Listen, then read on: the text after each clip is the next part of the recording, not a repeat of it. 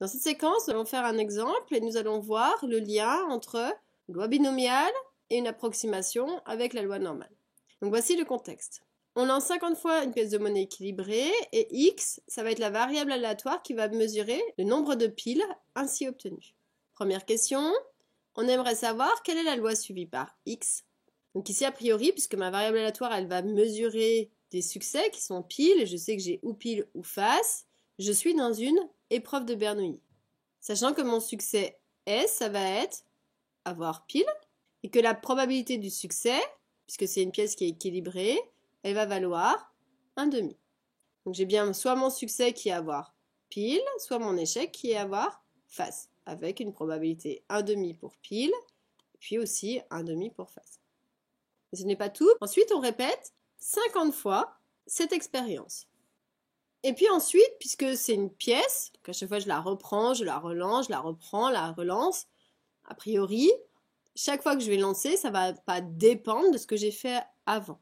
Donc ici, on va répéter 50 fois cette expérience de manière indépendante. Donc dans ces cas-là, puisque j'ai bien lancé mes 4 critères, le succès, probabilité du succès, le nombre de répétitions et l'indépendance, je sais que x va suivre une loi binomiale de paramètres 50, le nombre de répétitions, c'est la valeur de n, et le deuxième paramètre, c'est p, c'est-à-dire 1/2. Donc voici comment on justifie la loi suivie par x. On va calculer maintenant l'espérance et l'écart type. Donc grand E de x, puisque je sais que c'est une loi binomiale, on sait qu'on a une formule qui dit que c'est n fois p, donc le nombre de répétitions fois la probabilité du succès. Mais le nombre de répétitions, on le sait, puisqu'on a une loi binomiale de paramètres b, 50, 1/2. Donc 50, c'est la répétition, 1/2, c'est la probabilité du succès.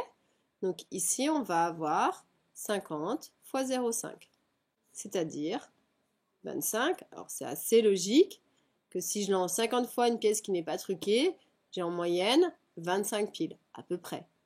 Et ensuite, si on veut l'écart type, eh bien par définition, c'est racine de NP, mais c'est pas tout, il reste Q, c'est-à-dire racine de 50 fois 0,5 fois aussi, donc Q c'est le contraire de 0,5, c'est-à-dire 0,5.